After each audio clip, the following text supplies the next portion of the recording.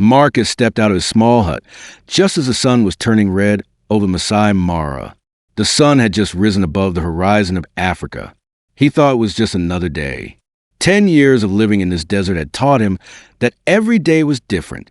He held an empty coffee cup and breathed out thin wisps of air in the cool dawn air. But nothing could have made him ready for what was about to happen. Marcus caught a glimpse of a shape moving just outside the edge of his field of vision. The air smelled like red earth and wet desert grass. There was no wind moving the trees or clouds moving across the ground. Instead, he saw a golden shape with strange black spots moving toward him. It was an African leopard, the perfect predator, a strong and silent animal. She wasn't moving like a hunter, though. With a heavy load in her mouth, she walked slowly and heavily. Marcus' heart was beating very fast. Even after 10 years of watching wildlife, people still have the most basic instinct to run away from danger. But something about the way the female cat walked stopped him in his tracks. Her bright amber eyes didn't look like those of a killer. They looked like the eyes of a mother asking for help. 20 meters, 15 meters, and then 10 meters separated them. It was now light enough in the morning for Marcus to clearly see what the leopard was carrying. A bloody cub leopard that was almost lifeless and had a deep wound on its shoulder. One leg was hanging off in an odd way. The cub was still living, but only because her chest moved slightly. The mother leopard stood still for a very long time, just a few steps from the door. Marcus and the leopard looked at each other. They were not enemies, prey and hunter. They were just two beings standing on the thin line between life and death. She put her cub on the wooden steps in a way that surprised him with how gentle she was. When the little cub felt the hardwood, she let out a weak cry. The mother then took a step back, but she never took her eyes off of Marcus. There was no need for words. Save my child. Marcus knew he shouldn't be in this dangerous position, so he slammed the door shut and called the Rangers. But he was also driven by something deeper and more basic, compassion that went beyond species borders. Marcus got down on his knees slowly, never taking his eyes off the mother leopard. It was hard for the cub to breathe. The pain in her eyes was unbearable. The deep wound on her shoulder was probably from a male leopard's teeth, who wanted to kill the cub to get the female back into estrus. Marcus knew all too well how harsh life could be in the wild. Marcus said in a whisper, "It's okay," but he knew it wasn't. The cub was going to die. She wouldn't make it through the hour without help right away. He took off his plaid shirt slowly but steadily, wrapped it around the tiny body, and picked her up. Marcus's whole body tensed up when the mother cat let out a soft hiss, but she didn't attack. Instead, she went out onto the porch, picked a spot a few meters from the door, and lay down, watching over everything. Marcus knew that his life would never be the same again as he went back to the hut and held the shaking baby in his arms. At that moment, his fate and the fates of these wild animals were linked in ways that no one could have imagined. The real story was just getting started. It felt like time moved more slowly in the small hut. The life in Marcus's arms was fragile, so every moment was important. He put the leopard cub on the wooden table. The window light lit up her golden hair, which was stained with blood. The deep cut on her shoulder was bright red, with dark crimson mixed in. The blood was fresh and clotty. Marcus grabbed the dirty first aid kit from the drawer, with shaking hands. Every step was a fight against time and fear. As Marcus called, the satellite phone kept beeping over and over again. There are 3 rings, 4 rings, and 5 rings. Every second felt like 100 years. "James here," said a rough voice on the other end. The cub's breathing got weaker as Marcus talked about what was going on. It was easy to understand what James wanted. Clean the wound, stop the blood, keep her warm, and give her fluids. Simple things that can be done to keep her living and keep her from running away. He knew she needed more, though. James said, "I'll call Sarah," and his voice changed to sound like it was an emergency. "She's at the conservation project area, about an hour's drive away. Try to keep the cub alive until she arrives." 1 hour, 60 minutes that never end. The mother cat stayed at her post outside. Marcus would sometimes catch a glimpse of her through the crack in the window. Those burning amber eyes couldn't blink and waited in a terrifying quiet. He worked in Africa for 10 years and had never seen anything like this. A top hunter trusting a human, which is against her kind's rules since the beginning of time. The cub's mouth got wet with warm honey water. Her tiny tongue moved a little in response, but was a weak movement full of desire to stay alive. He added a few more drops with a medical pipette. Every time the tiny thing tried to swallow, his heartbeat matched it. The tension was broken by the roar of a car engine. Sarah showed up earlier than planned. On the dirt road, her Land Rover kicked up clouds of red dust. Marcus saw her stop quickly when she saw the mother leopard out the window. It was amazing to see a wildlife rescue expert standing less than 10 meters away from a wild African leopard, with neither a fence nor a tranquilizer gun to keep the leopard away. Mother leopard raised her head to watch, but she didn't move from her place on guard. Sarah moved with the ease of someone who had worked her whole life with the world's most dangerous animals. Each step was slow and thought out. She never took her eyes off a leopard and never reached for the tranquilizer gun that was on her shoulder. She whispered, "I've heard about this," as she walked in the door, but never believed it could happen. When she looked inside, she saw Marcus on his knees next to the dying leopard cub. Her blue eyes got bigger. Sarah opened her medical bag with the skill of a military surgeon and got syringes, vials, and clean bandages. Without adding anything else, she got to work. Antibiotic fluid rushed into the weak body through the needle hole in the skin. The cub twitched because it was natural to do so when it felt pain. "Ceftoazole," Sarah said again. "Broad-spectrum antibiotic. Will prevent infection." She stitched up the cut, cleaned it up, and put a bandage on it with amazing accuracy. Male leopard attack, no doubt, one of the cruelest aspects of nature, killing cubs to force females to mate again.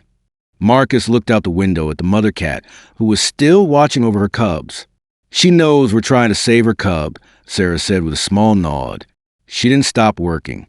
Perhaps she's simply out of options. But she chose you, Marcus. Of all the creatures on this earth, she brought her cub to you.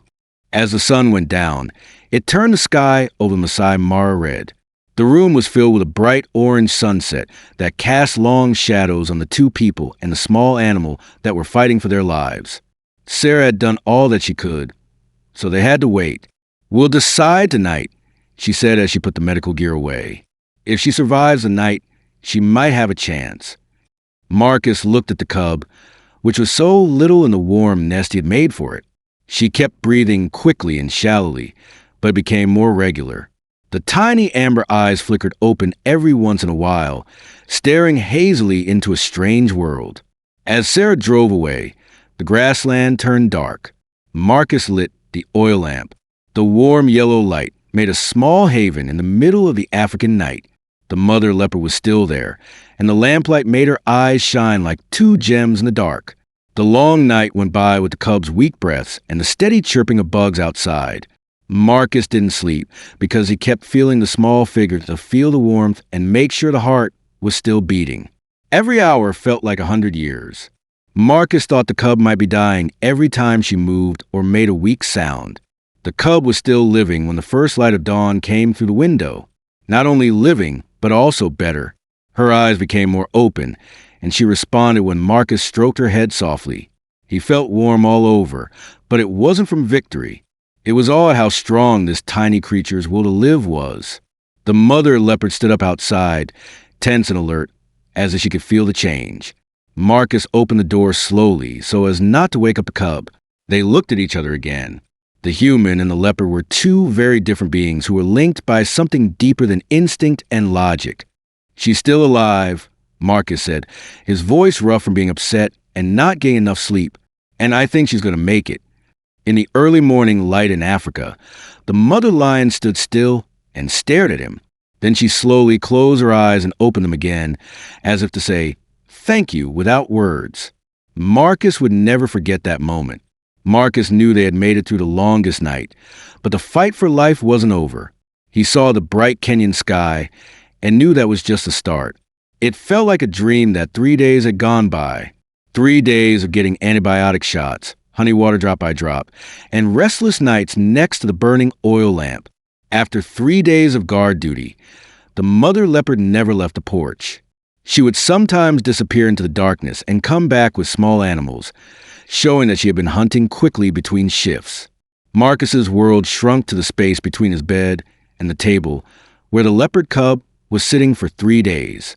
On the fourth morning, there was a small change. As the bandage was being changed, the cub's reaction changed. It was no longer passively accepting the care. Instead, there was a stirring, a gentle pushback. Those amber eyes were now wide open and alert. A soft hiss came out when someone felt the hurt front leg. It wasn't a cry of pain, but a warning. This is a return of wild nature. Not only a sign of physical healing, but also of a strong will to fight, which is exactly what every predator needs to stay alive in the harsh, wild world. The cut was still very bad. Sarah came every day with drugs and useful information. She looked at the cub with serious eyes this morning. There had to be x-rays. The news of the broken shoulder blade hung in the air like a sentence, making her think. If a leopard can't hunt, it can't live in the wild. A living thing that was meant to be free would have to spend its whole life in man-made parks, which is not at all what it should be. There was an x-ray machine at the ranger station, which was about 2 hours away by rough red dirt road. There was also the mother leopard to worry about.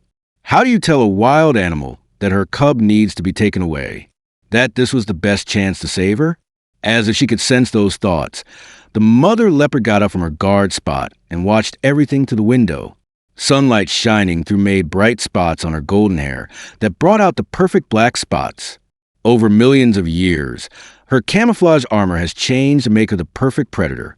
Once the transport box was ready, the moment of facing the mother leopard was filled with feelings that words can't describe. Marcus walked out on the porch with his heart racing. The female leopard stood up right away, her muscles tensing up under her golden metallic fur. Tone of voice and purpose are what animals understand, not words.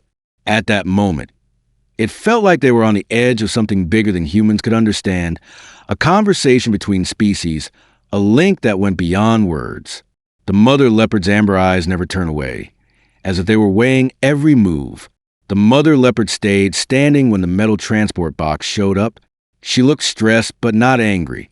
The cub's weak cry could be heard as she was taken away from the warm blanket that had become her safe place. There was a lot of stress in every step toward the car.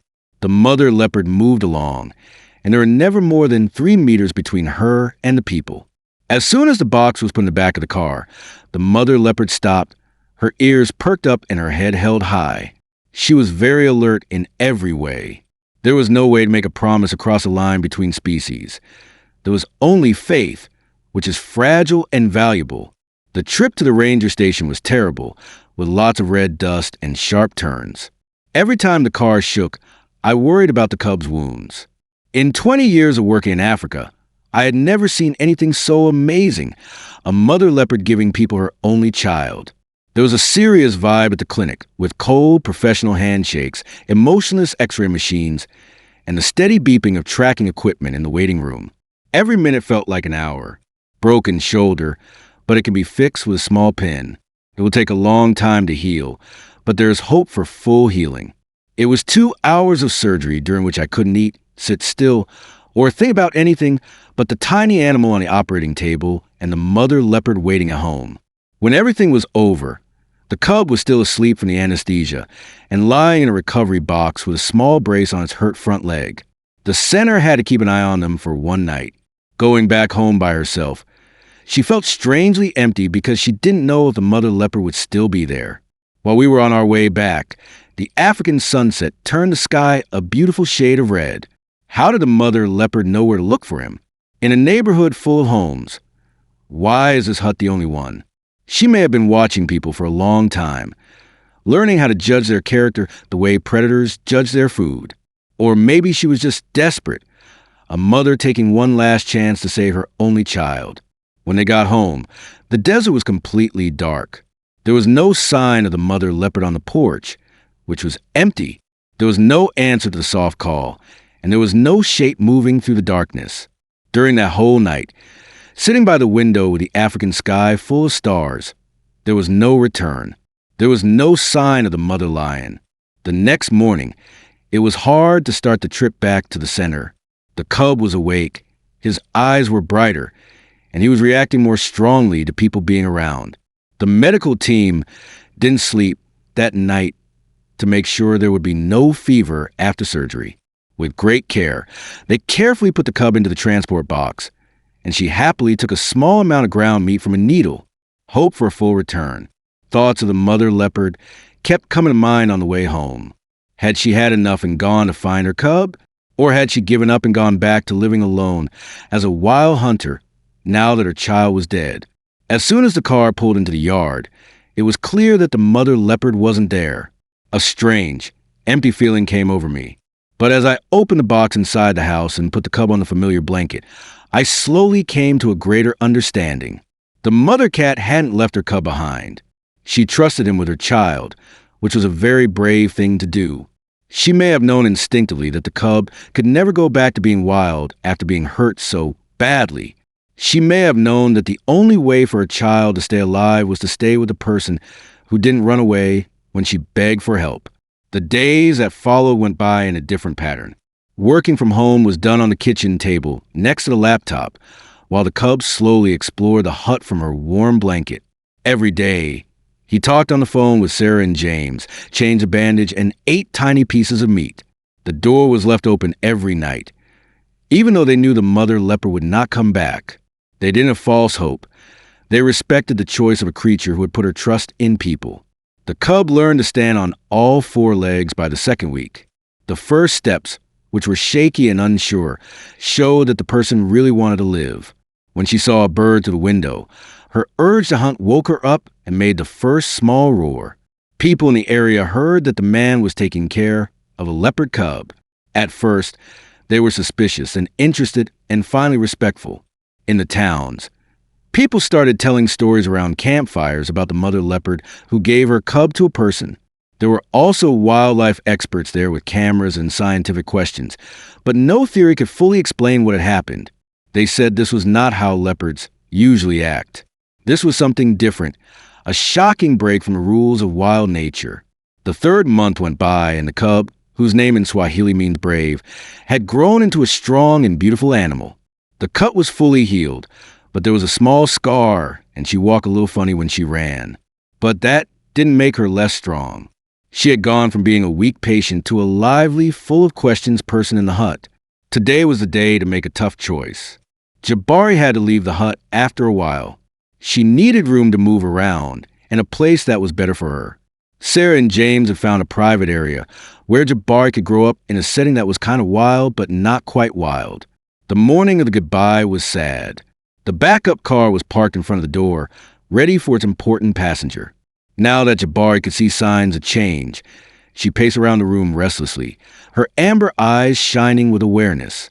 One last moment with the blanket that had been her safe place in the beginning. One last touch on her head, behind her ears, where she still liked it best.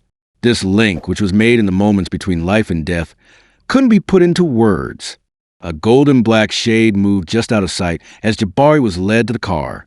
There was a clear moment when the mother leopard came back and watched from a distance as her child started a new part of his life.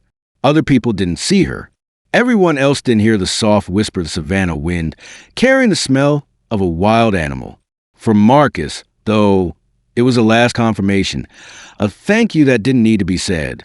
The car pulled away slowly, taking Jabari to her new home. Marcus stood alone on the porch as the red dust settled in the air. He kept his eyes on the horizon, where the mother leopard had flown away. A chapter came to an end, and a new one began. There's a strong bond between species, compassion that knows no boundaries, and the unimaginable power of trust in the African wilderness, where the rules of life are often harsh and unforgiving. These lessons will last forever. A mother leopard decided to trust people, and that taught us that nature will sometimes come people and ask for help. All we can do is give it to them with all our hearts.